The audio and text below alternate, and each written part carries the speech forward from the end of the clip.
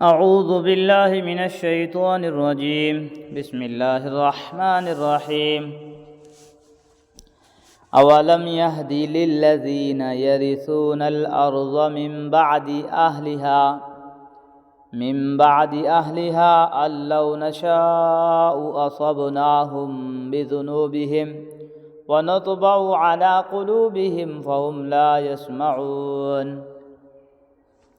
جو لوگ کسی زمین کے باشندوں کی ہلاکت کے بعد اس کے وارث بن جاتے ہیں، بھلا کیا ان کو یہ سبق نہیں ملا کہ اگر ہم چاہیں تو ان کو بھی ان کے گناہوں کی وجہ سے کسی مصیبت میں مبتلا کر دیں؟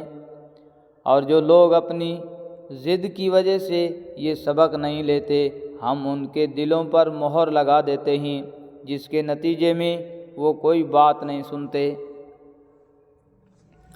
تِلْكَ الْقُرَىٰ نَقُصُّ عَلَيْكَ مِنْ أَنْبَائِهَا وَلَقَدْ جَاءَتْهُمْ رُسُلُهُمْ بِالْبَيِّنَاتِ فَمَا كَانُوا لِيُؤْمِنُوا بِمَا كَذَّبُوا مِنْ قَبْلُ كَذَلِكَ يَطْبَعُ اللَّهُ عَلَىٰ قُلُوبِ الْكَافِرِينَ۔ یہی ہیں وہ بستیاں جن کے واقعات ہم تمہیں سنا رہے ہیں، اور حقیقت یہ ہے کہ ان سب کے پاس ان کے پیغمبر کھلے کھلے دلائل لے کر آئے تھے، مگر جس بات کو وہ پہلے جھٹلا چکے تھے اس پر بھی کبھی ایمان لانے کو تیار نہیں ہوئے۔ جو لوگ کفر کو اپنا چکے ہوتے ہیں ان کے دلوں پر اللہ اسی طرح مہر لگا دیتا ہے۔ وَمَا وَجَدْنَا لِأَكْثَرِهِم مِّنْ عَهْدٍ وَإِن وَجَدْنَا أَكْثَرَهُمْ لَفَاسِقِينَ۔ ہم نے ان کی اکثریت میں عہد کی کوئی پاسداری نہیں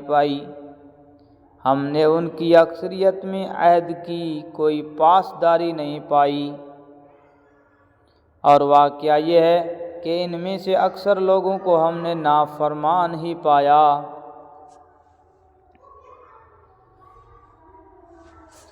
ثم بعثنا من بعدهم موسى بآياتنا إلى فرعون وملئه فظلموا بها فانظر كيف كان عاقبة المفسدين۔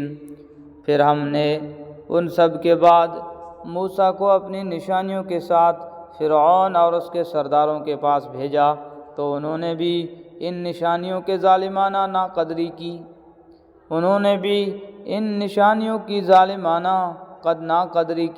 اب دیکھو کہ ان مفسدوں کا انجام کیسا ہوا۔ یہاں سے آیت نمبر 162 تک حضرت موسیٰ علیہ السلام کے واقعے کے کچھ اہم حصے تفصیل کے ساتھ بیان ہوئے ہیں۔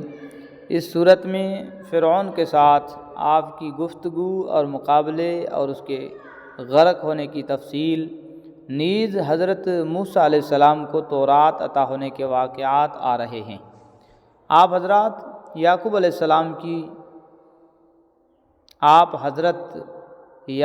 السلام کی چوتھی پشت میں آتے ہیں۔ سورہ یوسف میں قرآن کریم نے بتایا ہے کہ حضرت یوسف علیہ السلام جب مصر کے وزیر خزانہ بن گئے تو انہوں نے اپنے والدین اور بھائیوں کو فلسطین سے مصر بلا لیا۔ اپنے والدین اور بھائیوں کو فلسطین سے مصر بلایا تھا۔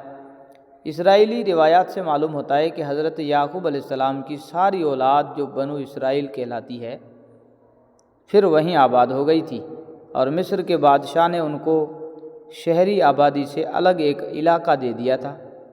مصر کے ہر بادشاہ کو فرعون کہا جاتا تھا۔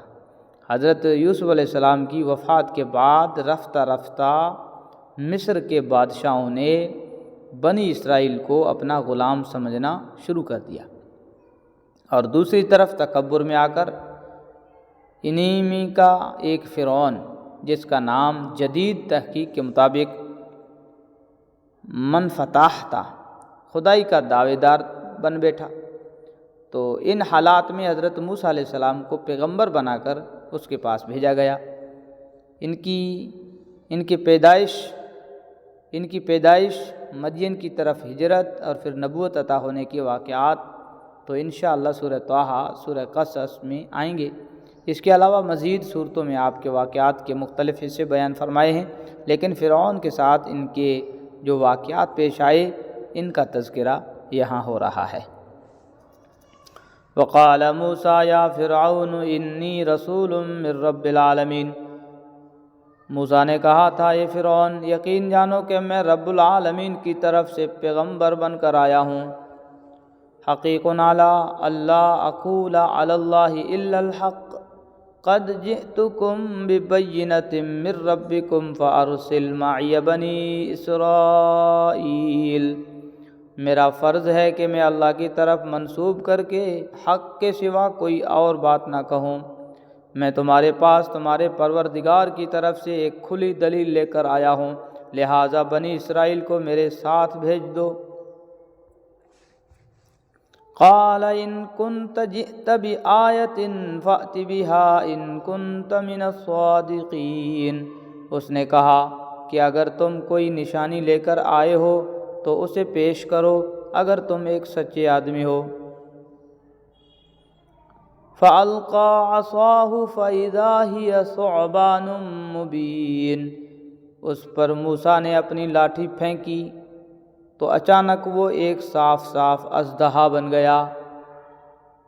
وَنَزَعَ يَدَهُ فَإِذَا هِيَ بَيْضَاءُ لِلنَّاظِرِينَ، اور اپنا ہاتھ گریبان سے کھینچا تو وہ سارے دیکھنے والوں کے لیے سامنے یکایک چمکنے لگا۔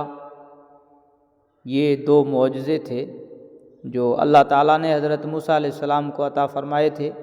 کہتے ہیں کہ اس زمانے میں جادوگروں کا بڑا چرچا تھا، اس لیے آپ کو ایسے معجزات عطا فرمائے گئے جو جادوگروں کو بھی عاجز کر دیں، اور آپ کی نبوت ہر کس و ناکس پر واضح ہو جائے۔ صدق اللہ العظیم۔